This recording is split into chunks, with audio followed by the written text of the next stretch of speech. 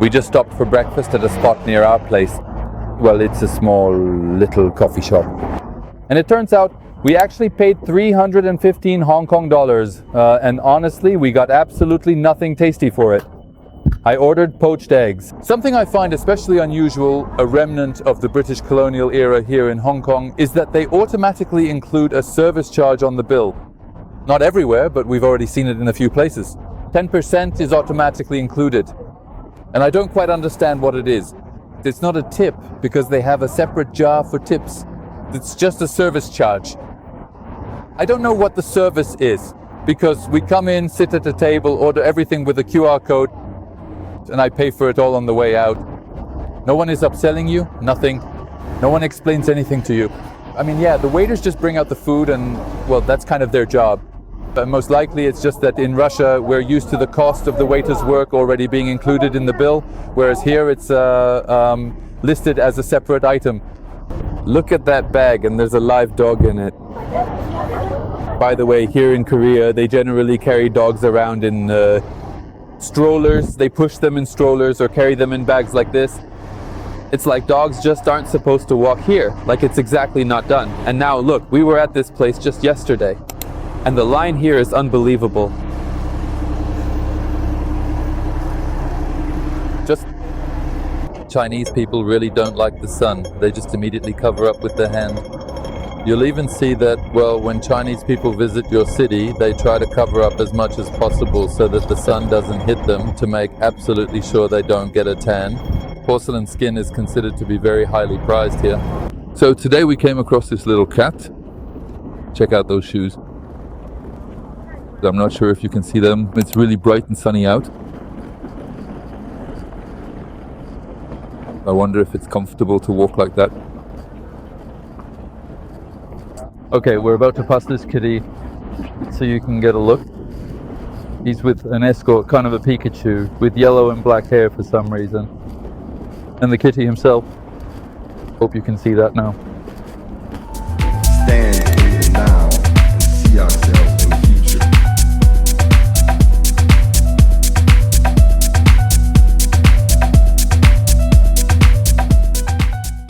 Today we've made it to the M+ art space once again, and today we're absolutely, definitely not going to be late at all, because we actually got here early this time. Wait, what time is it exactly? 2 p.m.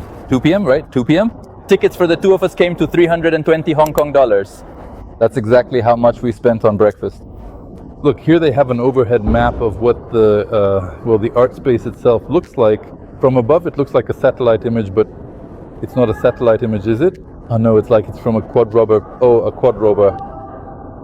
It's like it was taken by a quadcopter, because you can see the construction here, and this space is still being finished, and over here it's still just construction.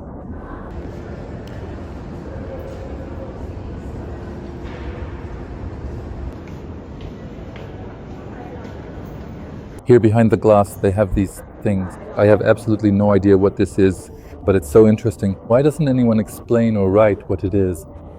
Hey guys, basically, if you know what this is, please let us know. We're really curious. Stand now and see ourselves in the future.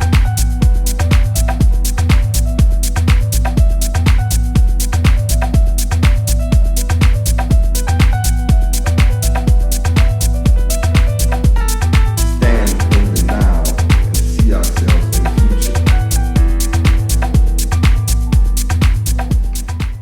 To be honest, this isn't really my kind of thing, but I actually really like it because it's so unusual. I mean, of course, I don't know anything about outfits and, well, you know, what they're supposed to look like, what's in style, what's not. But it just looks magical.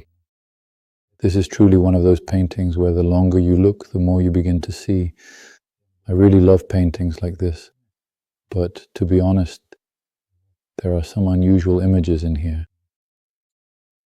I don't really get this kind of art. So this is what a studio apartment of the future will look like. Let's take a peek inside at a typical resident of a studio like this. Well, this is where he'll sleep. Apparently by himself. Over here he's got a tape deck, a television, and over there he has a bathroom with a shower. The kitchen, I guess, slides out from here. But in reality, this is actually based on an old vision from many years ago of what people at that time thought the future would look like. And this is how they connect these individual capsules together, and it ultimately creates a building. There you go. He comes home from work and then takes a nice, relaxing shower.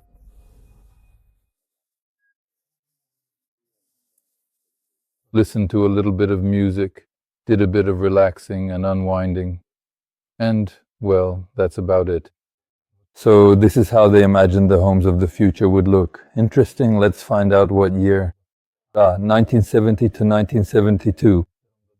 Tokyo, Japan. I was wrong. It turns out I just went up to the guide and asked him in English. Of course, he talked for about 3 minutes, and I only understood a couple of sentences.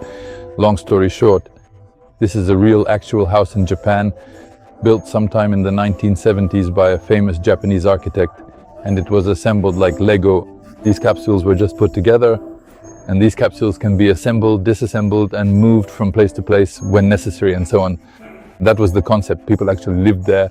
Then it seems they turned it into a museum, and it also formed the basis for the concept of creating capsule hotels, the kind you see at the airport. At first I thought it was just a concept like their vision of the future. Turns out it was real.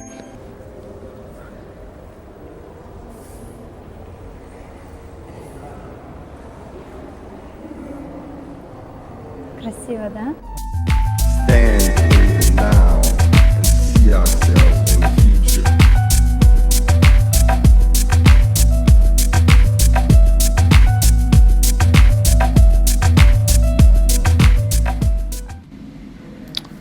I don't get what the artist was trying to say. It's like you're walking into an exhibit and there's the sound like you're underwater. Let's go. But on the floor it's like, help me. Please. Hear that? Like you're underwater? Yeah, so cool. So basically we found a cosplay of the famous Black Square. Someone really actually cosplayed it.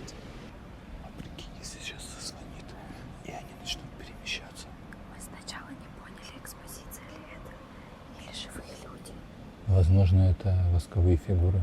Но мне кажется, надо дождаться, и если будет какой-то сигнал, они начнут перемещаться.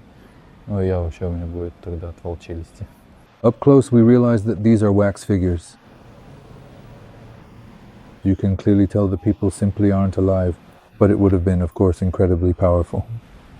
Anya said this is a moving exhibition, and apparently at 10:30 in the morning they come to life and just move around, and then they freeze again.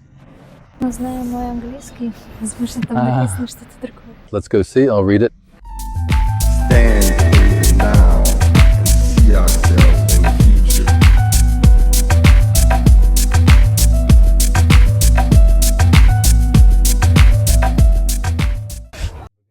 Man, I could go for a nice hot coffee. And then some ice cream, and after that maybe a Hong Kong waffle. All right, so they're supposed to be moving the exhibition now with those old guys in wheelchairs. And I really, really wanted to see how they're going to do it. And we have 1 minute left to make it. You don't remember where they are, do you? Somewhere. Anya, where are the old guys? To the left. No, not here. Somewhere just over there, I think. Or at least I believe so. I wonder if we'll make it or not.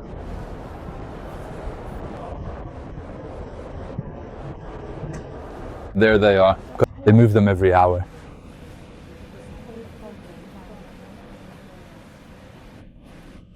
All right, that's pretty much what I expected. I thought it would be something unusual, but look, they're moving on their own. Cool.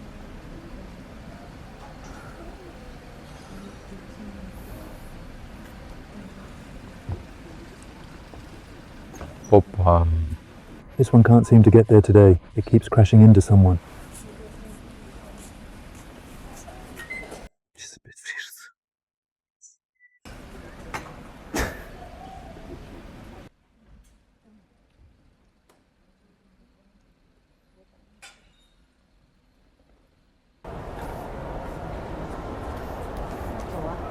Excuse me, you're not part of the exhibit, are you? So, well, our trip to the art gallery is finally over. Well, what can I say? I actually really liked it. It was unusual for sure, but in my opinion, with art, you either have to understand it or you just have to admire it. I mean, without any kind of judgment. If you don't know about art, it's pointless to try and judge anything here. You just enjoy it for what it is. Anya and I have a big difference there, because for Anya it's enough to just come and, you know, enjoy the beauty of the objects just visually, for it to be beautiful, and that's enough for her. But for me personally, because I'm actually a logical person on the inside, it's very hard for me to appreciate beauty without some kind of story, without some kind of meaning. I want to understand what this exhibition is actually about, what it means, why it was made, and so on. And it's like, by just enjoying it, I feel like the experience is somehow incomplete. I don't understand why I'm enjoying it if I don't understand what it's about. But I just like looking at their shapes, their lines, colors, details, how it's all put together or drawn. I just walk around, and to me it's truly beautiful. And that's exactly where I find a sense of enjoyment and pleasure for me personally. We just came into this mall to get something to eat. And well, I happened to see a sneaker store and said, hey, let's go in and check out the sneakers, compare the prices here to back home. So anyway, we went in and found some New Balance sneakers from the new collection. So they cost 12,000 here, but back home we checked and we had the same ones saved on La Moda. For how much? For 26,000? 26,000 in rubles. 26,000 rubles, yeah. And here they're only 12,000 rubles. The exact same ones, absolutely identical. And they even have a limited edition color here. It's a little more expensive, it'll cost 15,000 rubles. So we're actually thinking that we'll probably have to spend a bit more money on some sneakers here, really. And not just on that either. At first we wanted to go to a restaurant and buy something, or maybe the food court, but there are no food courts here. And we were passing by this little shop and decided we wanted to get this kind of food already prepared. And the whole trick is that here they're heated. These display cases, this food is really hot right now. I got the macaroni and cheese. Is that what macaroni and cheese looks like? Wow, they're nice and warm, hot. And what's this one? Rice with chicken. I'll have the rice with chicken. Can you grab it, please? I want to take a look. Oh, and there's some kind of soup too. I think I'll get the soup as well. Look, there's something with protein too. A protein pot, what's in it? Egg with spinach. So it's rice soy with a higher protein content, it seems. So these are some kind of high protein products. Yeah, these ones here. The prices here, well, you can see 28, 32 and so on. Everything, you just multiply everything here by 14.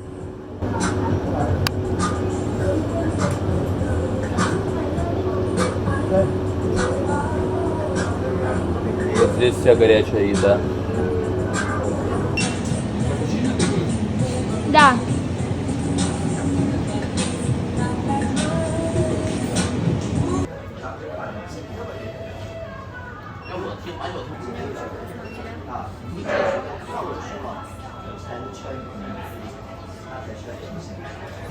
I've already tried the soup. It's a lot like carcho. Vegetables, a little spicy, and pieces of meat. A little greasy for my taste though. I also have this, I haven't eaten it yet, but it looks delicious. This rice with beef. Anya got the lasagna and she's eating it and says it's delicious. She said it tastes just like a really good homemade meal. And by the way, this is definitely tastier than what we had for breakfast today. All of this cost us 260 Hong Kong dollars. We're getting ready to watch the laser show over the city. We can't tell if some kind of show has started or not. The view is beautiful though. The banners are blinking over there, everything's blinking. There are some lasers, but for now it's all kind of, you wouldn't say the whole sky is filled with lasers like in the pictures.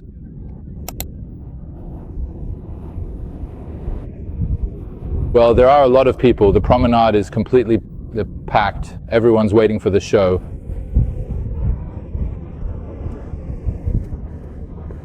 In any case, it's all very beautiful. The promenade, the glowing buildings, the flickering signs.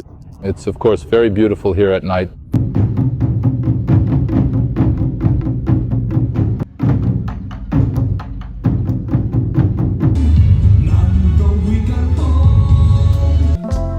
The Swedish woman moved just like you. You'd understand if you'd seen it too. How the Swedish woman moved just like you.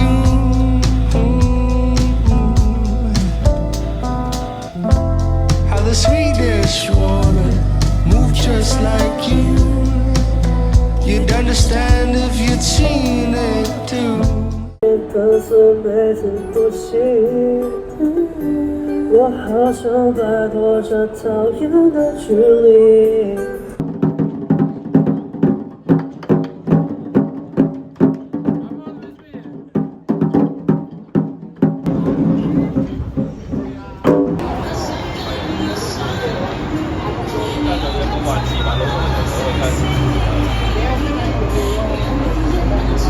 And so we made the decision to take a walk through Hong Kong tonight. Because at night everything here is all beautifully and brightly lit up, and it's truly, absolutely, really beautiful. You know, I think that Hong Kong in the morning and Hong Kong at night are two completely different cities. And really, you should plan on seeing daytime Hong Kong and then seeing nighttime Hong Kong separately. We're walking down the street now and it's really crowded. I mean, it's a busy street. There are some markets, restaurants, bars, all that kind of stuff. And there's some trash lying here, but if you pay attention, the streets are actually clean. Yeah. Well, you do see some small bits of trash, probably because the wind blows it around or something, right? But overall, if you take a closer look, the streets are remarkably clean. Plus, their businesses here close up with these roller shutters, and there isn't a single piece of graffiti at all. I mean, if this were, say, somewhere in Europe, this would have been bombed with graffiti a long time ago, and there'd be tons of it. But in the entire city, there's absolutely no graffiti at all. The city looks remarkably clean, not trashed. It just makes you really respect the people who know how to maintain cleanliness and order and who don't trash the place where they live. We decided to stop and get ourselves some bubble tea. To have a drink, try out what the bubble tea is like here, and then keep walking, enjoying the city at night.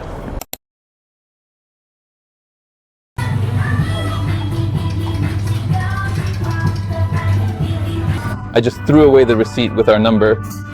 That was a fail. I had to dig through the trash to get it. We just picked some at random and they gave us, you can carry them like this. They gave us these little bags. Well, not bags, these, what are they? Holders. I think yours is going to be way tastier, but it's not bad. But when I get the boba, it's actually really good. Yeah, want to trade? What's yours taste like? It tastes like a delicate jasmine tea, gently mixed with something like a warm, comforting coffee. And there's also some kind of pleasant, subtle sweetness to it. Yeah, it's got a jasmine base. Yeah, it's like coffee with the... I couldn't figure out what that extra flavor was. It's the jasmine. Well, you've also got some kind of sweet stuff on top. When I was pulling the straw out, I tasted the top of yours. It's like cake frosting. I honestly like yours better. And I like mine better too. Yours is caramel and mine is like pure jasmine. Yeah, yours is super jasmine-y. Oh man, I'm just really disappointed. It's just the luck of the draw, Anya. It was random. How about we split them? Okay, sure, all right. Now that's a good offer, without a doubt. In Hong Kong, they've specifically decided to keep these public phone booths. For those who still want to exit the matrix, you can still use one. Wow, look at how many people are here playing these coin games and stuff. Naturally, we were truly drawn in here just out of simple curiosity. We know they're just gonna rip us off again. It's unlikely we'll actually win anything. We know they'll cheat us and rip us off here, but we're walking around just looking, checking it out. When you cross the road at night, there's also a light from above that shines down. It's so that if you're walking while staring at your phone, you'll see that it's red down here and stop. It's an extra light. And it's the same thing over there on the other side. So this is the view we have from our window. It's very beautiful at night, to be honest. But our biggest mistake was that for some reason in Hong Kong, with all its skyscrapers, we rented a room and they gave us one on the 7th floor. We were just like, oh well, the 7th floor it is, and didn't even think that we could move higher up. And from here, from this room, you can just see all the people living right across from us. And honestly, I looked into their windows. They've got laundry drying inside. I mean, it's a total pigsty in there. That apartment over there is a neat little one. This one also seems pretty neat. Well, this one is just so-so. This one is a total disaster. Look, that one's really messy. See, the laundry is lying around inside and all that. So for today, and as is tradition, these were our expenses. Just a reminder, all the expenses, the total tally for the entire Hong Kong trip will be at the end of this vlog series. We spent most of today at the M+ space. It's a kind of museum with modern and not so modern art, and there are various exhibitions, shops, restaurants and so on. Overall, to be honest, it was really captivating and interesting, and I caught myself thinking something, that even if you don't know anything about art at all, like you're a complete novice and don't get it, you should definitely go. I'm not a huge expert on art myself, and for me personally, a lot of the exhibits were actually quite hard to understand, even though there were explanations in English, but you're not really going to stand there and read through every single display in detail, and there were no guides either. But you experience this kind of internal, hard to describe feeling, as if you're seeing something modern, something completely new and unfamiliar. Like, imagine they show you a glass but the glass looks completely different. You understand that it's a glass, but it looks, well, super not like a glass. I don't really know, it's almost impossible to actually describe. Right, but the whole point of the exhibits that you're walking through is that you and your brain just don't expect to see any of it. And it's like everything just seems completely new and incredibly strange to you. And at the same time, there's some meaning embedded in it, which, of course, as a logical person, I want to understand. But overall, even if you don't understand it, you still get this kind of moral, aesthetic, internal, emotional satisfaction. So I think you can safely put this place on your travel map and definitely visit it, because the exhibits change every time and you will 100% without a doubt encounter something unusual.